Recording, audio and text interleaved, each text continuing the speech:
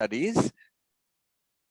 I'd like to welcome you to the last department seminar for this semester, a talk to be given by Professor Mandy Sadan of Warwick University. My name is Iti Abraham, and it's a real pleasure to see all of you here from Singapore and beyond, and welcome and look forward to a really interesting hour and a half of conversation with Mandy.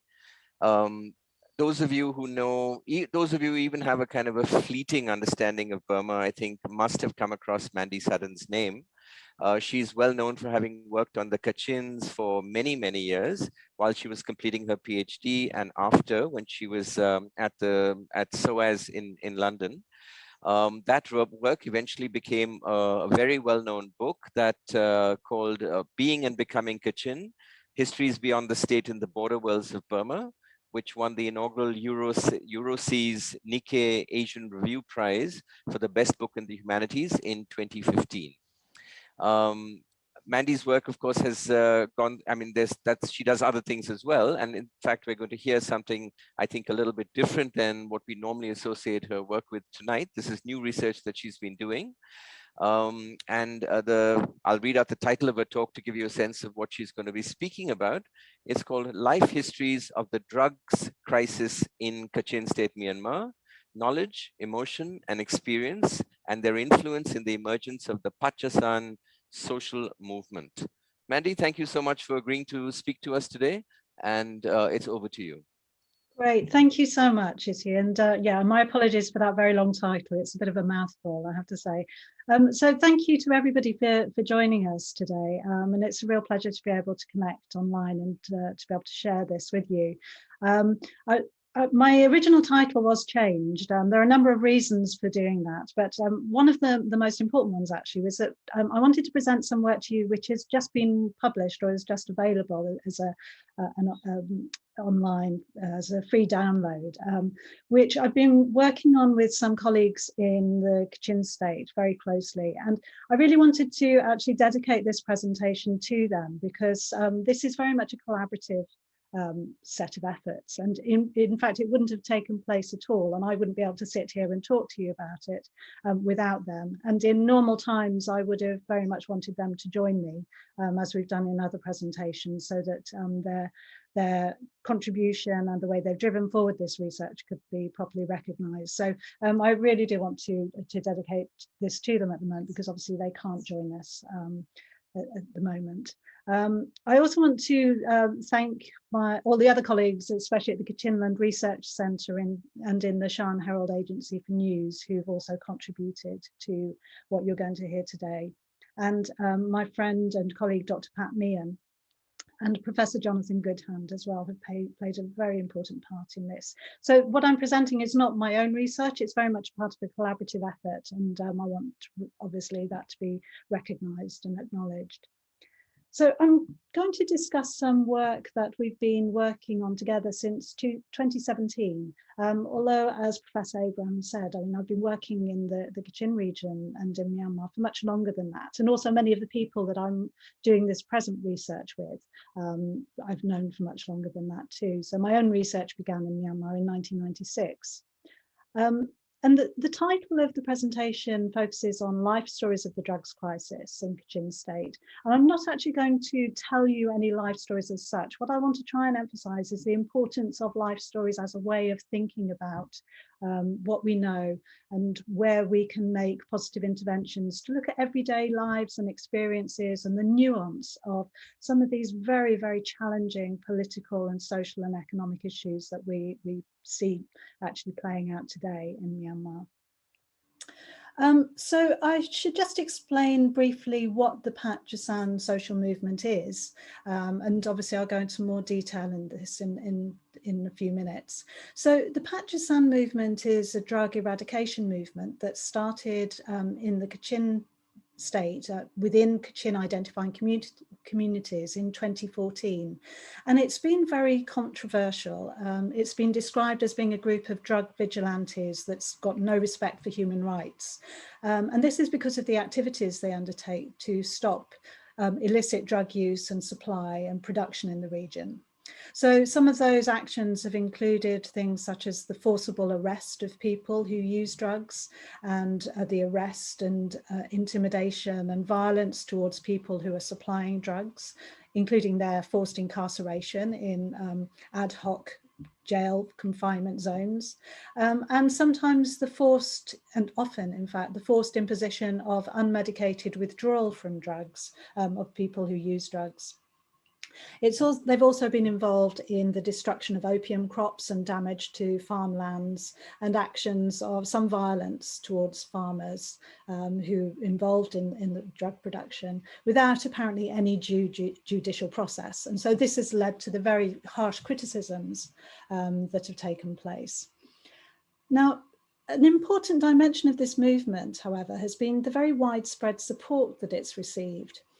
And another important dimension is that despite its use of violence, some of its founding members, in fact, the most important founding energy of the movement, has actually come from the women in the region, which is why on this slide I've got this group of Pat Jasan volunteers.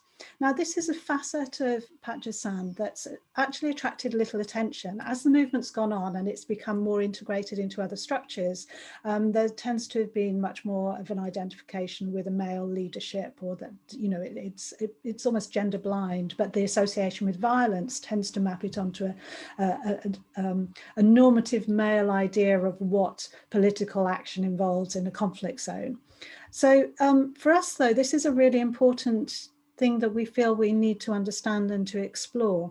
So we wanted to understand more about the origins of the movement and why there's such a cleavage in views about how the drugs crisis, especially around narcotic and stimulant drugs, especially heroin and methamphetamine, such a cleavage in views about how this crisis should be solved.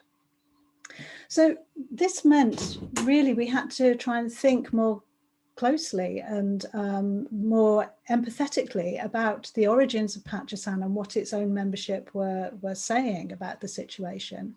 And that meant we had to move away from privileging knowledge, which was framed as medical expertise. I'm not a drugs expert, and I would never claim to be, but it became very apparent that there is a very, very strong, almost gatekeeperish discourse around drugs and treatments, which is very much oriented towards the international harm reduction movement and the evidence base that it can draw forward to show its success in many ways.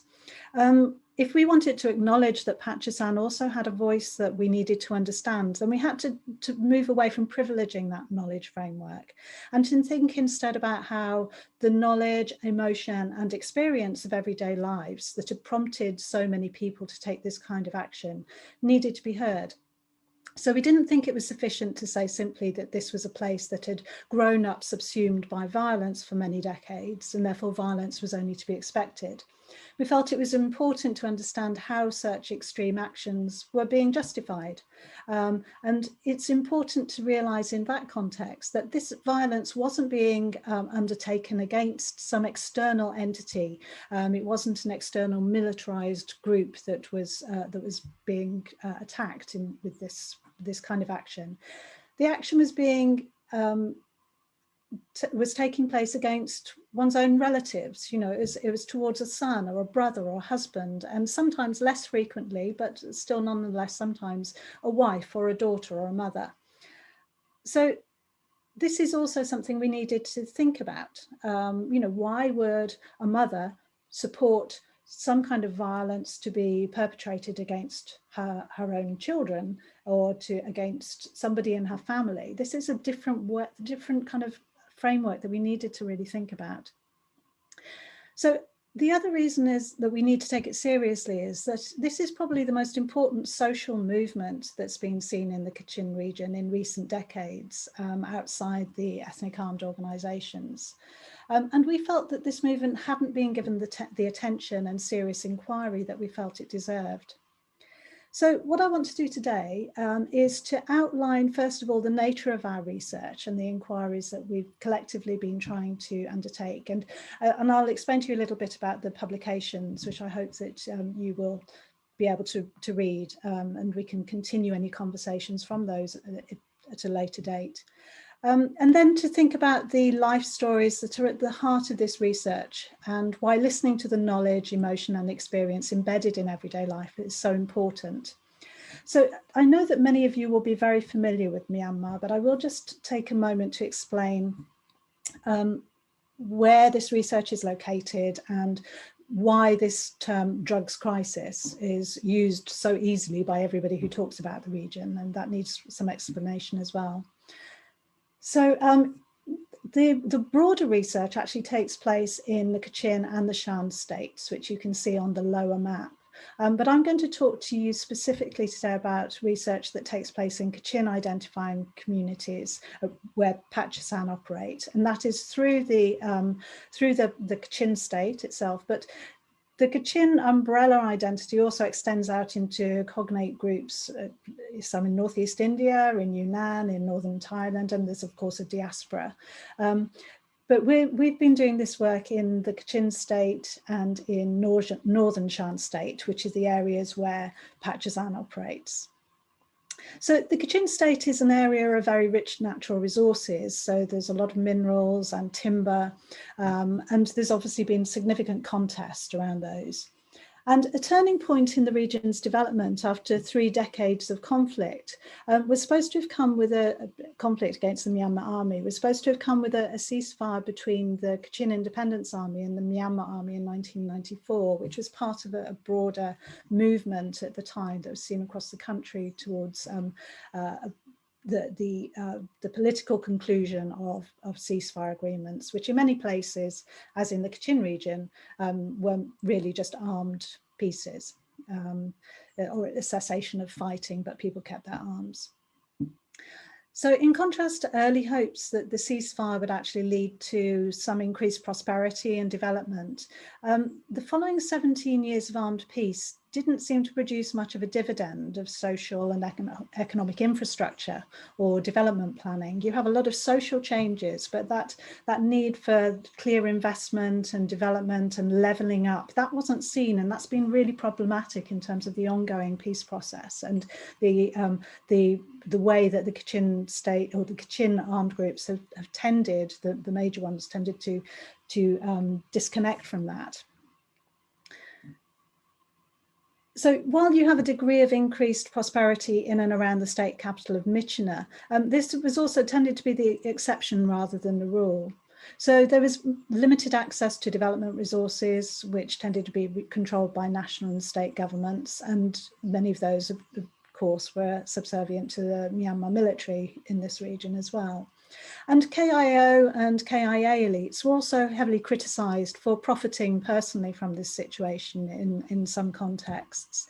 And ordinary people often faced increasing economic hardships as the natural wealth of the region, for example, around jade and timber, was, as they would put it, was plundered. So they felt very detached from that.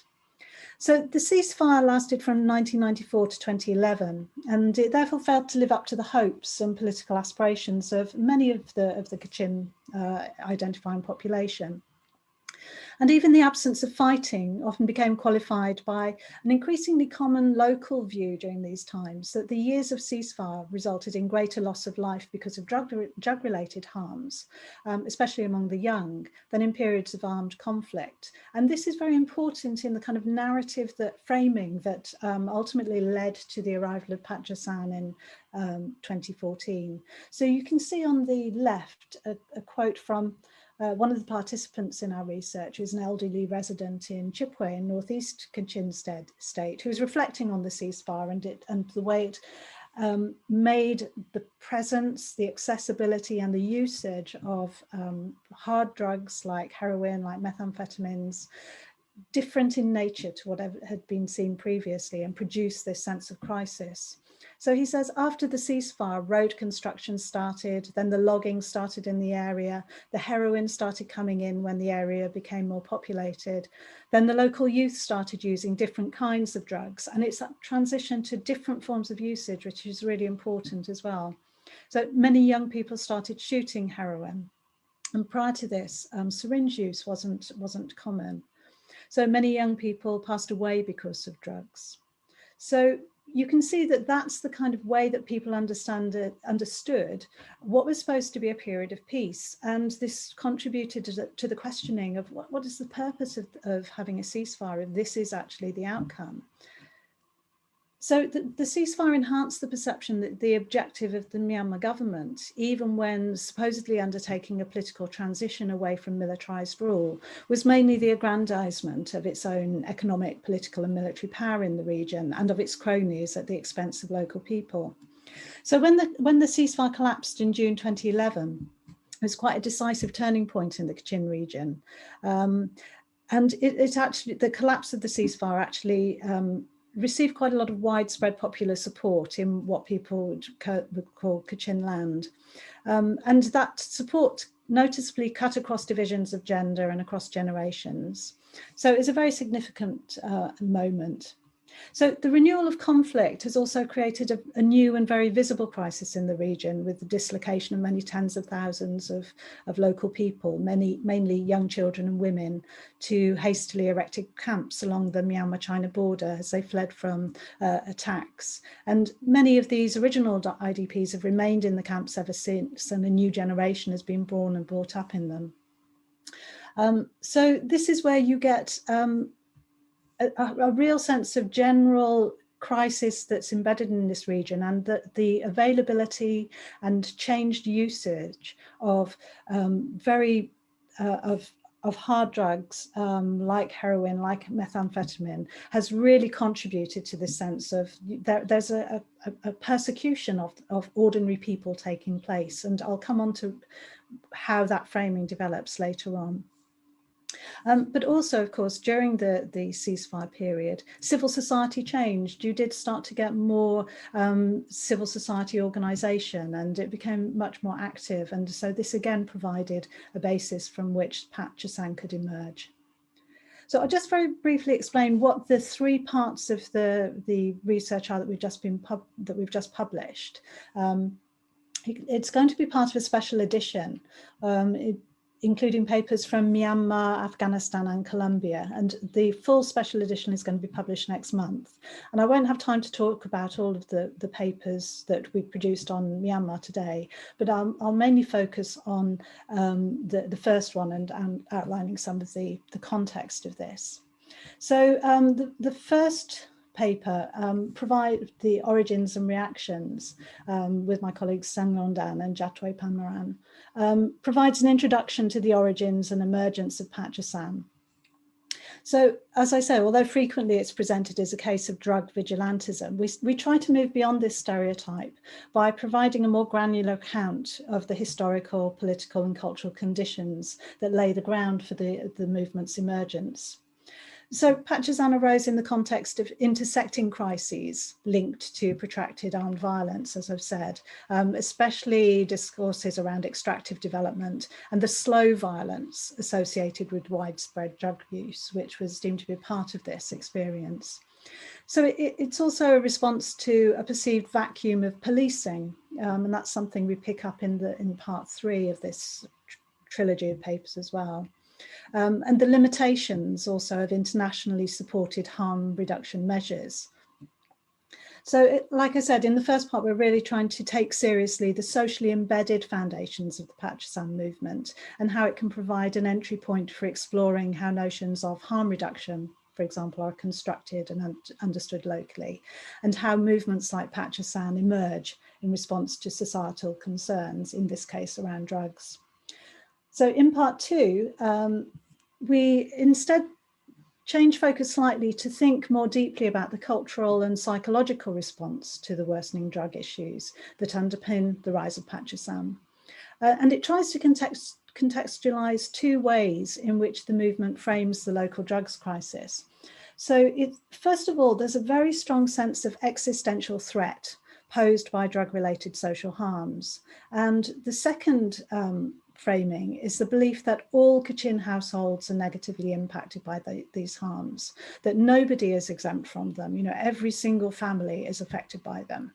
And that's a really, really important dimension of this, which we explore in that paper, looking, for example, at issues of the history of the region, but also very importantly, the way that kinship and the kinship networks create that frame of understanding, a sense of communal responsibility and accountability.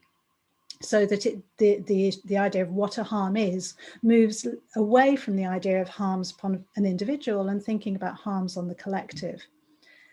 So we try to outline the underpinning ideological beliefs on which these frames rest and discuss how, even though non-Christian beliefs and practices have largely disappeared, they do remain layered deep within the deep culture of attitudes towards drug use and how best to deal with them at a community level. And as I said, critically, the paper also draws attention to the largely unrecognised involvement of women as mobilising forces of the Pat Jasan movement. But it tries to give some context in which we can begin to think about that. And then the final paper tries to look at how Pat Jasan operates on the ground. How does it implement its work? So they actually, and challenging a little bit or questioning this idea that they have a complete disregard for the rule of law. So this was a result of some really significant and very difficult research that was led by my friend and colleague Jadwe Pan, and who had her own research team put together of local Kachin women researchers. And what they found was that Pat Jasan volunteers actually have at their disposal a range of statutory, customary and quasi-statutory customary legal processes and instruments in how they do their work.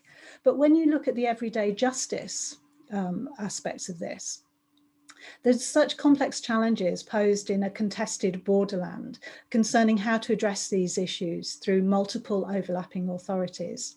So the paper tries to show how notions of legitimacy for drug-related legal processes are constructed, and the role of brokers, for example, who manage the dilemmas of governance and legal administration. So the complexity and sensitivity of the local everyday justice field contrasts sharply with the debates conducted about Pat Jasan at a national and drugs policy reform level, in which they tend to be marginalised as local actors who are just trying to disrupt and quite reactionary, working out entirely outside the law. So the paper invites consideration of how national and international drug policy actors can and should engage with such social movements, as well as how concerns about illicit drug use and supply within local communities provides a way of thinking about other critical issues also for sustainable development and peace building. So this research comes out of two projects. I'll just briefly mention what they are so that you can see how they've come together. The first is a major project called Drugs and Disorder, Building Sustainable Peacetime Economies in the Aftermath of War. So this is a 4-year project funded by the Global Challenges Research Fund in the UK. And overall, it's trying to find policy solutions to transform drug economies into peacetime economies, working in Afghanistan, Colombia, and Myanmar. Now, obviously, trillions of dollars have been spent on the war on drugs, but the evidence seems to be that securitized approaches have failed. And in fact, they often increase state fragility and can also adversely affect the health and livelihoods of communities and households. So there's increasing recognition that drug policies need to be more pro-poor and aligned, for example, with the SDGs. But when you actually try to do that, the evidence base becomes really patchy and politicized and contested.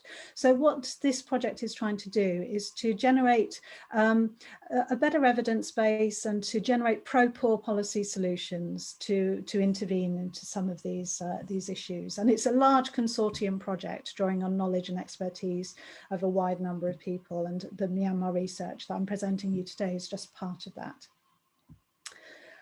The second project is a project that I'm PI on, that's funded by the British Academy. And again, we're working with the same research group within Myanmar. So we're trying to build a synergy between the two research projects. So because it's very difficult to separate some of these issues out in this very messy landscape when you're looking at conflict and drugs and illicit economies and so on. But what we're trying to do in this project is to look at jade and resource extraction. Now, again, I have my own significant limitations in this, I'm not a political economist, I'm not a specialist in international relations, and I try to play to my strengths, which again is looking at historical and societal and cultural dimensions of these issues. Jade is one of the most culturally valued minerals in China, as you know. But there's a big rupture in terms of how jade is understood in China, and awareness and knowledge of the origins and the impact of mining on local communities. And so we've got our Kachin-based research team working with a China-based research team. And we're actually trying to, one of the big objectives is to try and support them to share their understanding and work out collectively how they can promote better understanding within both sides of the border as to what these issues are. So the two projects are obviously connected because of the way that they focus on the experiences of conflict and crisis around drugs and resource extraction, but they're also connected through life stories as well. And in Sustainable Lives in Scarred Landscapes, it's entirely focused towards generating life stories. We've got about 150 different narratives going all the way across the commodity chain. And then we're trying to work out, you know, how is this providing new information? It's something that's very iterative as we're going along. So the two projects, as I said, they're also very much related because the jadeite mines have become notorious as sites of extensive illicit drug use, a real scale of human tragedy that you know, it affects many people, and this it's become a real symbol of the devastating impact of the drugs crisis on so many lives and families. And here you can see a very common kind of drugs den in Pakam. So the rise of Pat Jasan then raises really important and challenging questions around how to address drug-related harms, and indeed what drug-related harms actually are and who defines them when you come from different perspectives. It's not, there's more contest around this than we sometimes accept. So these questions are especially pertinent in contexts where social mobilization around drug issues may be in tension with international harm reduction models and ideas of best practice. And we've seen in our own work, you know, there is a real clash sometimes between trying to get the voice of Pat Jasan heard, even by people who are very close to the project, but are very much embedded in the international harm reduction model and find it very difficult to accept that, you know, there might be challenges that they should also listen to. So the harms that drug eradication social movements can cause, though, have also been very well documented. And these include increased stigmatization and marginalization of people who use drugs and their families, and the direct physical and emotional harms of individuals who can be confronted with vigilante violence or imprisonment or forms of treatment predicated on forced withdrawal from using drugs without any medical support.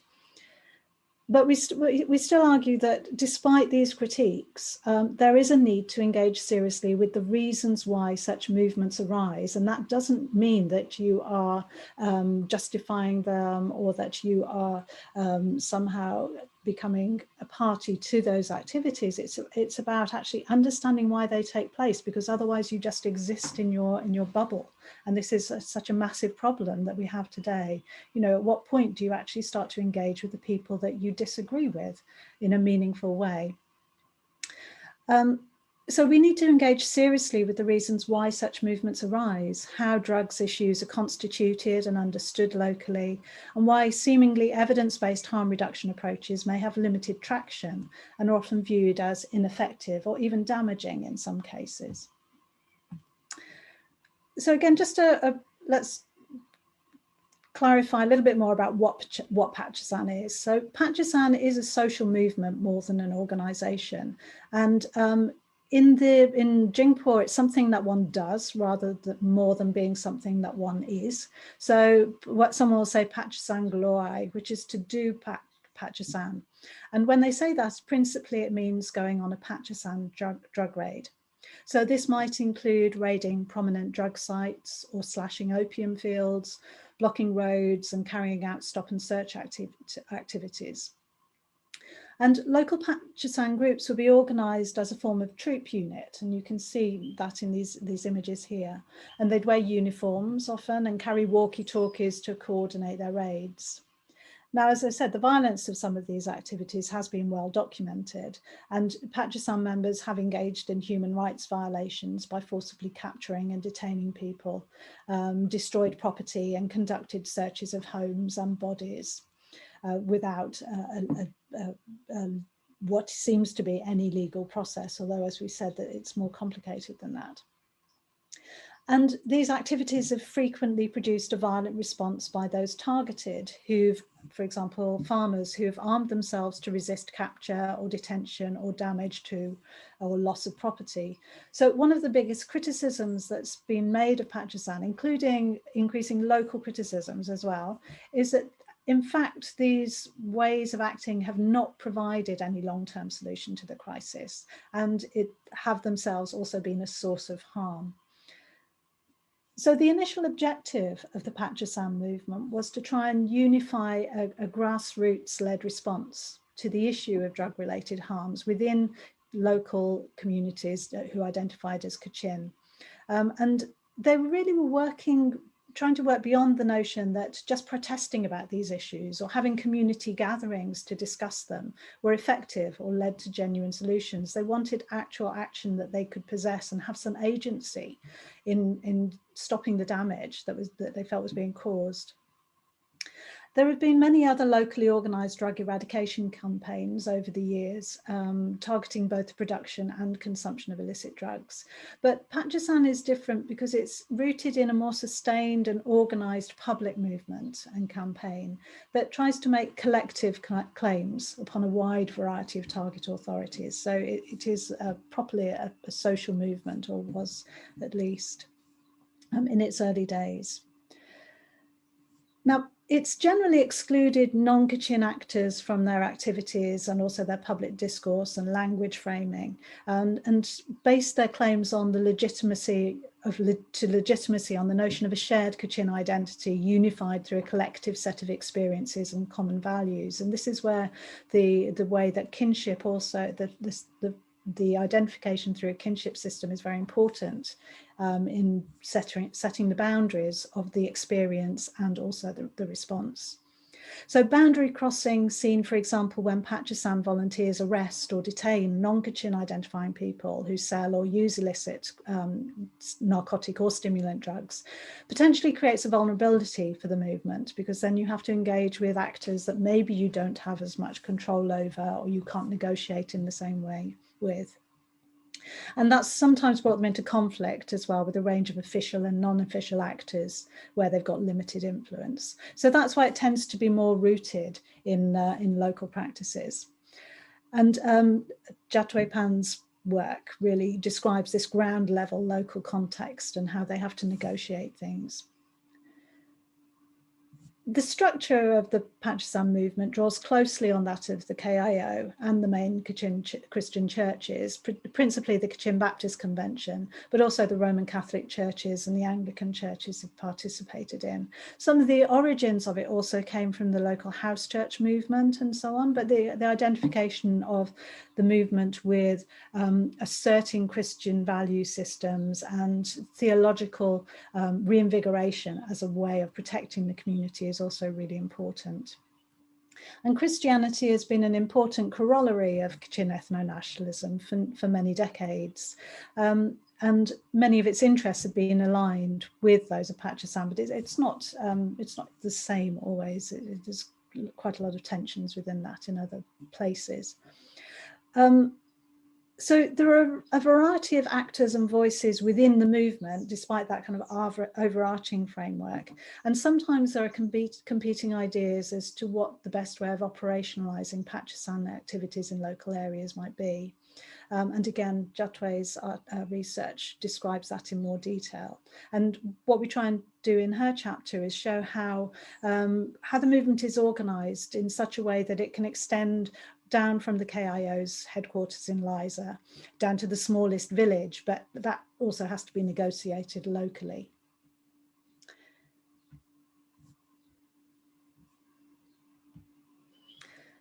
And in essence, what we're trying to understand is the divergent views that there are around this crisis, from this local movement, which is critiqued very negatively in many contexts, and a kind of higher level national, international understanding of what the drugs crisis is about. And, you know, why is it that they seem to be, they're talking about the same thing, but the views are so different. And we do think that if you want to suggest solutions or find a way forward, you have to understand where those different perspectives come from. So just to give you an example then, and the issue of harm reduction is really critical because they see the impact of international harm reduction initiatives in a very different way to how the initiatives themselves see it. And as these have been presented as being a really important way of changing some of the social problems of drug use and the drugs crisis locally, it's really important to understand where those tensions arise. So Pat Jasan's critique and framing of internationally supported harm reduction programs is often very simplistic and it's often inaccurate, but it's important to appreciate where the views come from. And then you realise they often lie in a sense of grievance that such initiatives are believed to have created additional harms, which is, of course, not how they see themselves at all. And this is often combined with a lack of understanding or downplaying of some of the medical and psychological, neurological and emotional causes of problematic drug use. You know, people don't have that much information, and then the question becomes, well, why are they not given that information to support that understanding? And I would say that sometimes this arises from the failure of harm reduction initiatives themselves properly to explain to local people the intentions and basis of their interventions.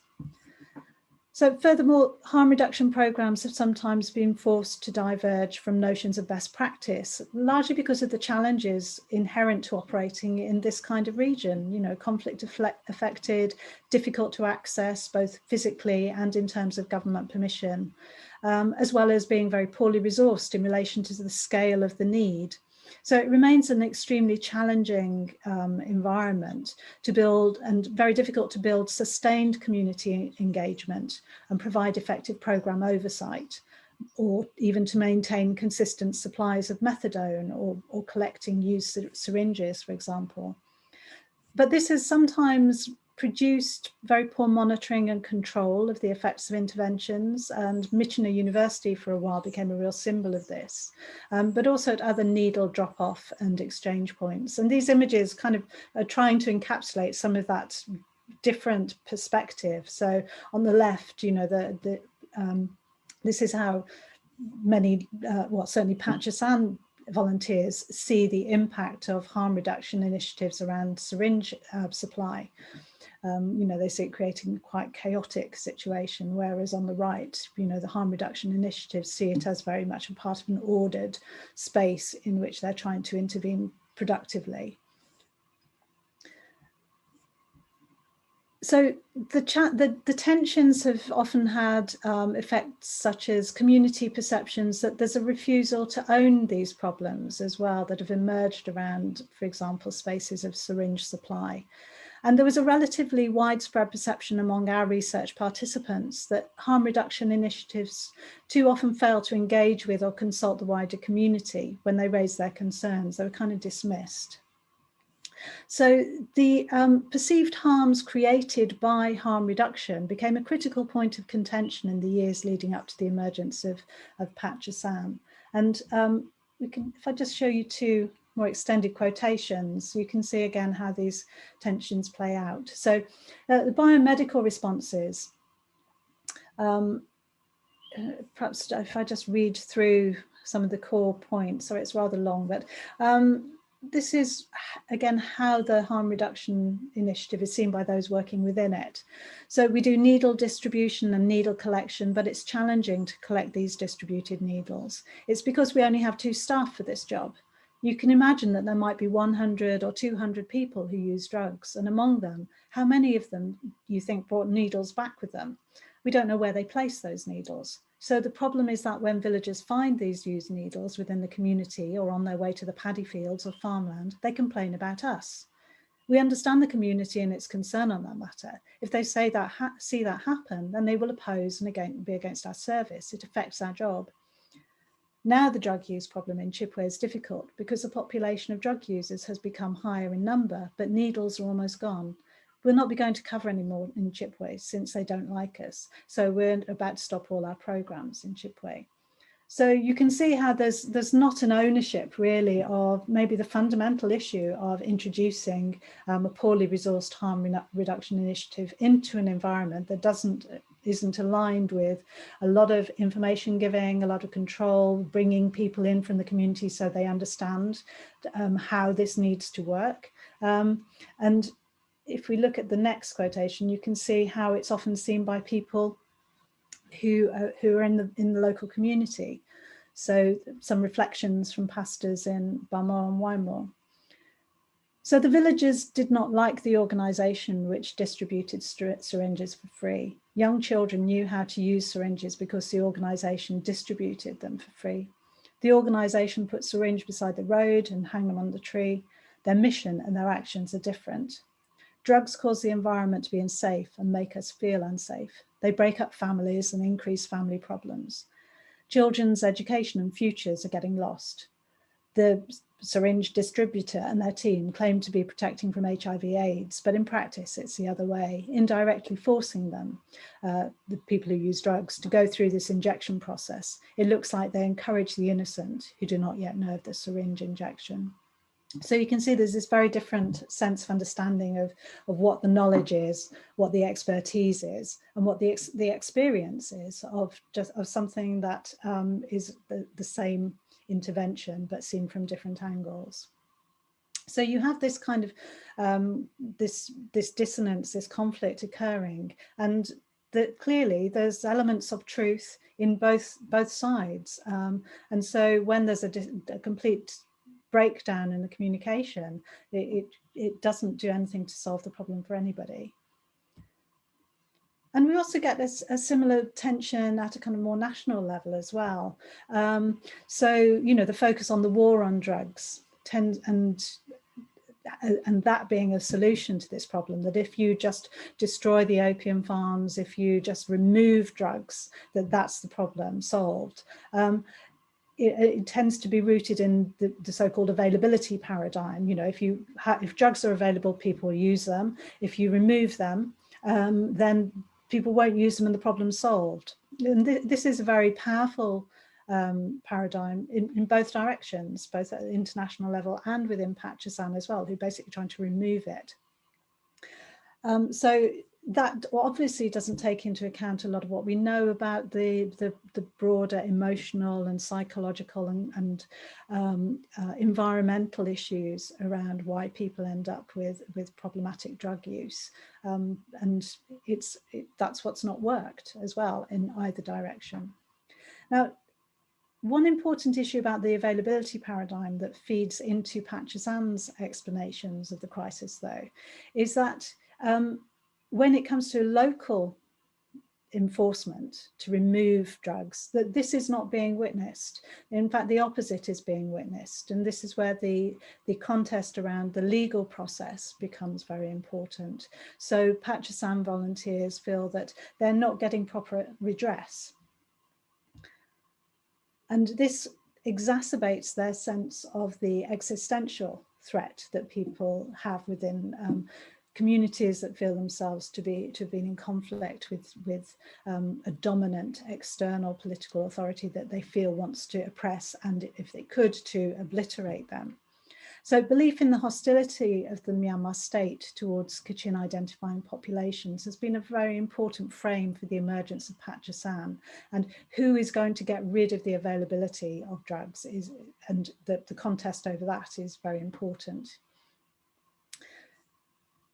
So we try to make a distinction, though, in this idea of the existential threat, to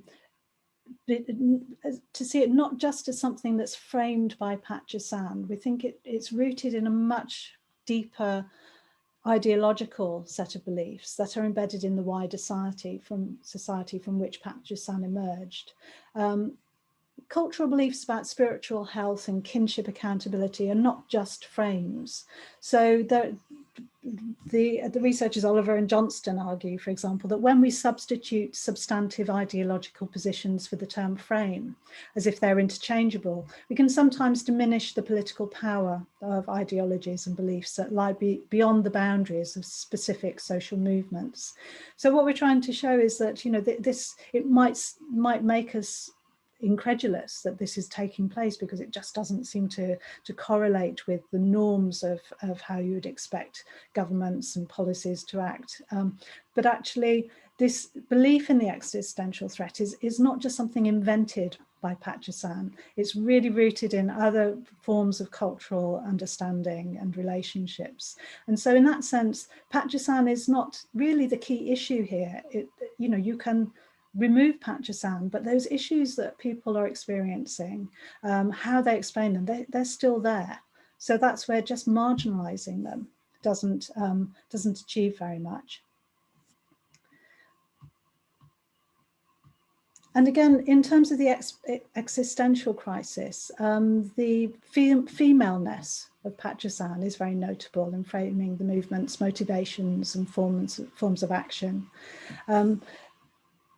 The people targeted by Pat Jasan activities and upon the abuses are inflicted, they tend not to be the big drug dealers with significant influence over the supply chain, or typically even external agents from outside the community, as I said, because you don't want to provoke other forms of conflict.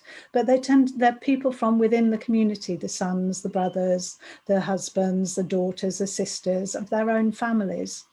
And a really important part of this was women's changed experience of kinship responsibilities, as well as the ideological power of kinship as a defining characteristic underpinning Kachin-identifying communities. So it's really important to understand that. And one of the outcomes of these changes that have been taking place especially since the ceasefire and its collapse, and then into its collapse, is that women's experiences in Kachin households have really changed quite a lot, or perceptions of them have changed. So there seems to be many more Kachin women who are operating as single head of households, who can find themselves trapped in sometimes abusive or difficult relations and managing quite dysfunctional households single-handedly. And the way that the kinship system works to manage those kinds of issues around domestic violence is quite important there. So the ongoing conflict in the region has definitely exacerbated the pressures on women as de facto heads of household with sole responsibility for household management. And then more children coming in from other areas for dispersed kinship networks, that again tends to make households real crunch points for this sense of crisis. And again, this feeling that there's an existential issue.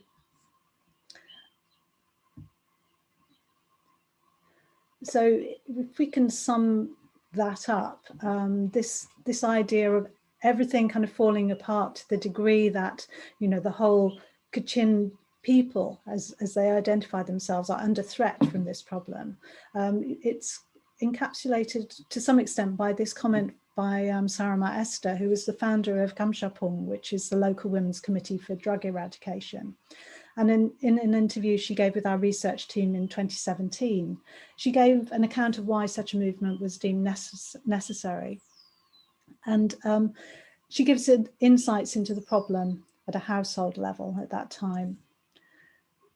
She says, let's say there are 4 males in a family, all of whom have become drug addicts. And I would not use the term addicts myself, but it's presented here because this is a term that she was using, and which our local research team also used and translated in this way.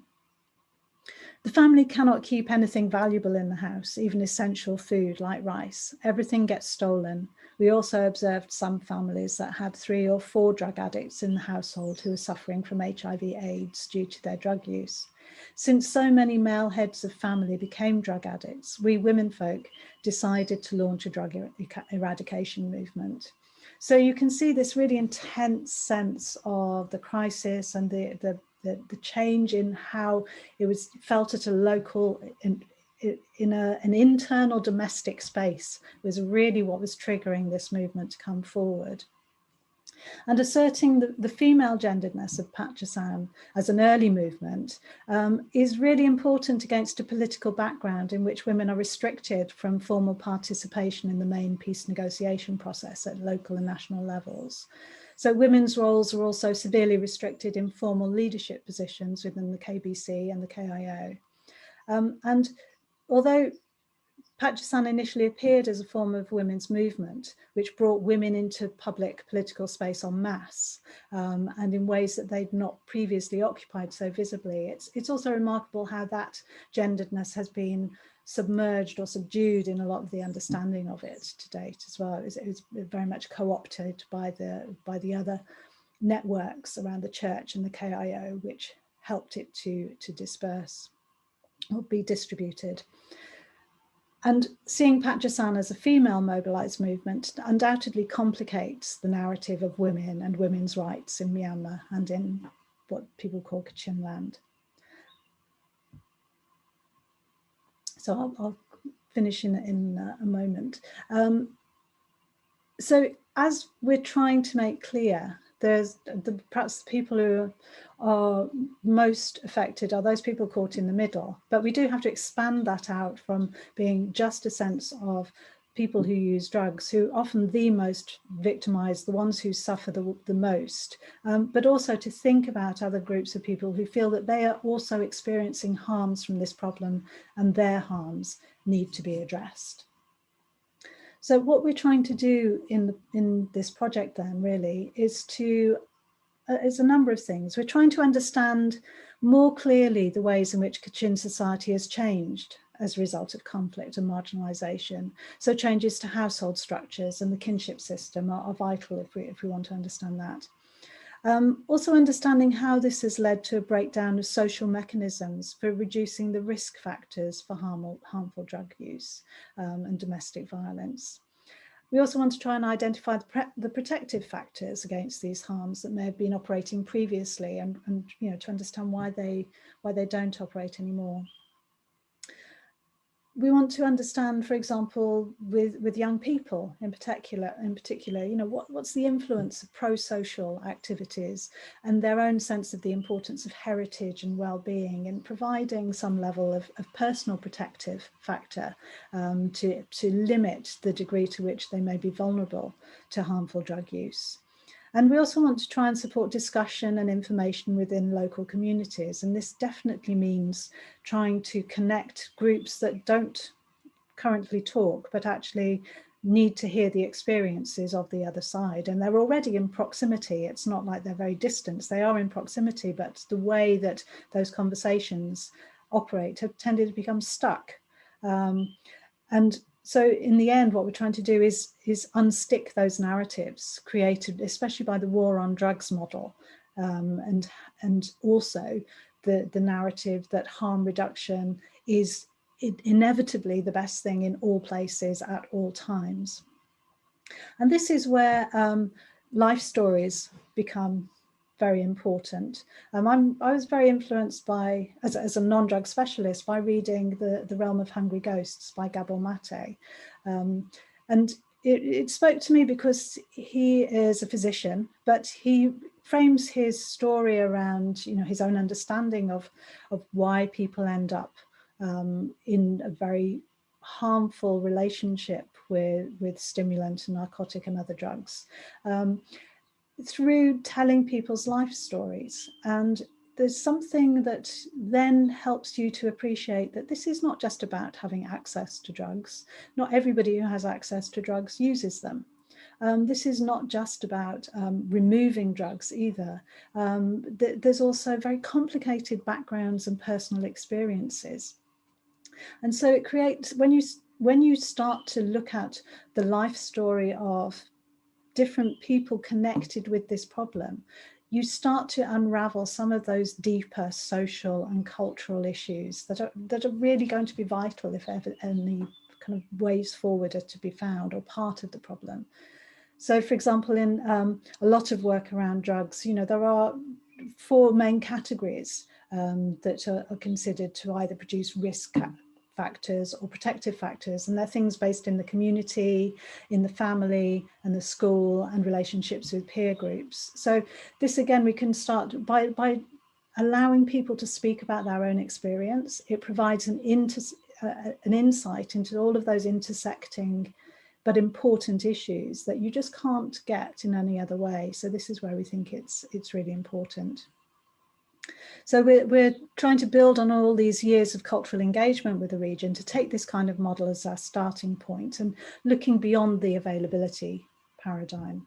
So just to conclude then, what we're seeing is the structural violence of extractive development, undoubtedly, along with the slow violence of pervasive drug use. And this context, this broader political and military and conflict-based context, helped to generate a particular kind of emotional economy or set of anxieties, in which drug harms became a point of convergence or a lightning rod for a number of intersecting crises. And Pat Jasan was in many respects part of a narrative of redemption, of regeneration or purification, and gave some agency in which local people felt they could take back control, establish new forms of order through forms of collective action, and mobilized against the perceived existential crisis of drugs use. So taking this narrative seriously and understanding where it comes from must be a starting point for a broader discussion about drug harms and harm reduction interventions.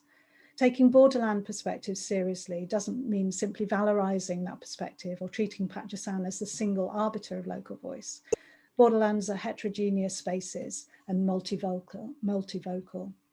So we're not trying to provide recommendations for what should be done, but to provide an entry point for thinking more holistically and in more complex and contextualized ways about this drugs problem and about the issue of harm reduction. And we want to show that notions of harm and harm reduction are neither straightforward nor singular. And really to try and create stronger platforms for such discussion and engagement as well. And yeah, I think I'll leave it there, because obviously I've been talking for a long time, and I'd really like to hear your views and your own experiences and knowledge as well. And thank you very much for your patience. Thank you, Mandy. That was